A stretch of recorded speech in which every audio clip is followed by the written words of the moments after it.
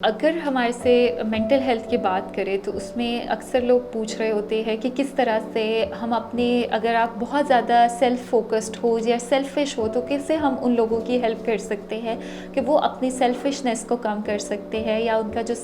Pathological abnormal self love होता है उसको हम कैसे कम कर सकते हैं। तो इस वीडियो में मैं आप लोगों के साथ कुछ यूज़फुल टिप्स शेयर करूँगी कि किस तरह से जो लोग सेल्फ़िशनेस का शिकार होते हैं या खुद पसंदी का शिकार होते हैं उनको हम बेहतर कर सकते हैं।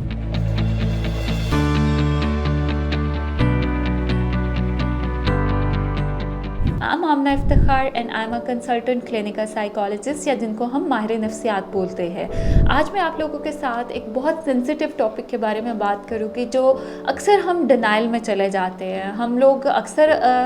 दूसरों के बारे में जब कमेंट करते हैं तो हम बहुत जल्दी एक कमेंट आख़ज़ कर लेते हैं या उनका एक नतीजा आख़ज़ कर लेते हैं कि फ़लाँ बंदा बहुत सेल्फ़िश है या फ़लाँ बंदा सिर्फ़ अपनी ज़ात के बारे में सोचता है। लेकिन अगर कभी हम अपना सेल्फ़ एनालिसिस करें तो हम में से बहुत सारे लोग जो है वो सेल्फ लव का या सेल्फिशनेस का शिकार होते हैं, जो कि टू सम एक्सटेंट उन्हें फ़ायदा भी दे रही होती है। लेकिन अगर आप एक ब्रॉडर पर्सपेक्टिव में देखें या एक लॉन्ग टर्म में देखें तो उसके हमें बहुत सारे नुकसानात भी होते हैं। जब आप सेल्फिशनेस की तरफ चले जाते हैं या सिर्फ पैथोलॉजिकल सेल्फ लव की तरफ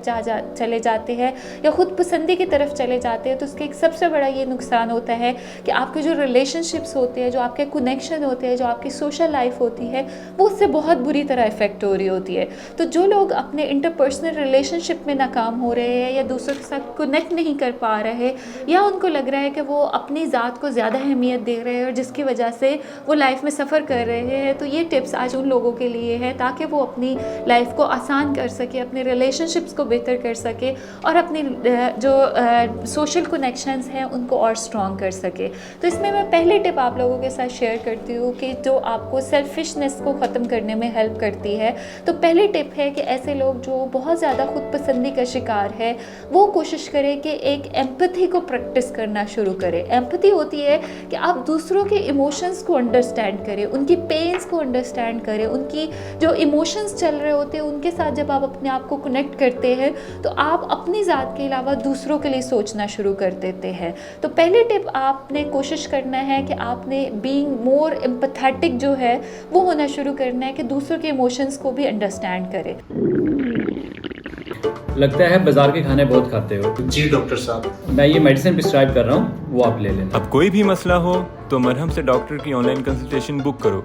क्योंकि डॉक्टर से बात होगी अब घर पर। दूसरी एडवाइस इसमें होती है कि आप अपने आप को ग्रैटिट्यूड में लेकर जाना शुरू करो। जब आप थैंकफुल होते हो, जब आप शुक्रगुजारी में चले जाते हो तो उसके साथ आपको अपनी ज़ात के अलावा इर्द गिर्द की चीज़ों की अहमियत का अंदाज़ा होता है। और ग्रेटफुलनेस या ग्रेटिट्यूड जो होता है वो हमें एक ऐसी स्टेट ऑफ माइंड में ले जाता है जो हमें पॉजिटिविटी की तरफ लेकर जाती है। तीसरी एडवाइस इसमें मैं आप लोगों के साथ शेयर करूँगी कि आपने आउट ऑफ द बॉक्स जाके देखना होता है या आपने एक डिफरेंट एंगल पर जाकर चीज़ों को ऑब्जर्व करना होता है, सोचना होता है, जिसको हम एक सोशल स्किल बोलते हैं कि आप दूसरों की हेल्प किया करो, आप दूसरों के साथ कुछ चैरिटी वर्क किया करो, आप दूसरों को अहमियत दिया करो, दूसरों के साथ बैठ के टाइम स्पेंड किया करो। या अगर आप दूसरों के लिए कुछ नहीं कर सकते तो at least be the canvas for them, उनके प्रॉब्लम्स को सुनना शुरू करें।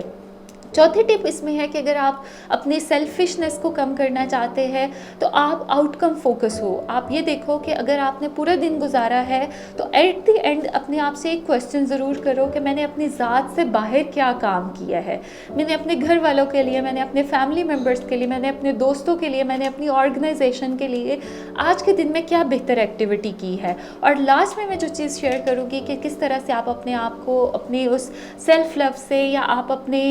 सेल्फिशनेस से ख़त्म कर सकते हो, वो है कि आपने अपनी लाइफ के बड़े ऑब्जेक्टिव्स रखने हैं। आपने अपनी लाइफ के अंदर कुछ ऐसी चीज़ें रखनी है, अपने लिए डिसाइड करनी है जो आपको डायरेक्शन देती है और उन डायरेक्शन में कोशिश करें कि अगेन एक बिगर पर्सपेक्टिव पे काम करें कि जिसमें आप लोग अपनी ज़ात से अलावा अपने साथ जुड़े हुए दूसरे लोगों को अहमियत देना शुरू करें, अपने सोशल स्किल्स को इन्हांस करना शुरू करें। और जब आप आउटकम्स पर जाते हैं तो उसके साथ आपके अंदर एक सेटिस्फैक्शन आती है, आपके अंदर एक सेंस ऑफ अचीवमेंट आना शुरू हो जाती है। तो कोशिश करें कि अपनी ब्लेसिंग्स को रिकॉल करें, अपने दूसरों के इमोशंस को अंडरस्टैंड करना शुरू करें, अपनी लाइफ में कुछ चैरिटी वर्क करें ताकि आप अपनी लाइफ को एक नॉर्मल और बैलेंस तरीके से जो है वो गुजार सके। सो अगर आप इसी किस्म के इन्फॉर्मेटिव वीडियोस देखना चाहते हैं तो मरहम के चैनल को सब्सक्राइब करें ताकि हर नई आने वाली वीडियो की अपडेट आपको मिले। Thank you so much.